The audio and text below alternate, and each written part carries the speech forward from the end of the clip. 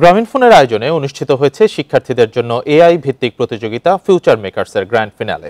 বুধবার রাজধানীর একটি হোটেলে এই আয়োজন হয়। এটি দেশের প্রথম জাতীয় পর্যায়ের কৃত্রিম বুদ্ধিমত্তা ভিত্তিক আইডিয়া প্রতিযোগিতা, যেখানে অংশগ্রহণ করেন বিভিন্ন বিশ্ববিদ্যালয়ের 782 জন শিক্ষার্থী। গেল সেপ্টেম্বরে শুরু হয় ফিউচার মেকার্স প্রতিযোগিতা। প্রাথমিক বাছাই পর্ব শেষে নির্বাচিত দলগুলো বিচারক প্যানেলের সামনে উপস্থাপন করে তাদের এআই ভিত্তিক ধারণা। আয়োজকরা বলেন, এমন আয়োজন তরুণদের মধ্যে সৃজনশীল উদ্ভাবন ও সমস্যা সমাধানের সুযোগ সৃষ্টি করবে। প্রতিযোগিতায় চ্যাম্পিয়ন হয় টিম ওয়াটারমেলন। বিজয়ীদের হাতে পুরস্কার তুলে দেন গ্রামীণফোনের প্রধান নির্বাহী কর্মকর্তা ইয়াসির আজমান।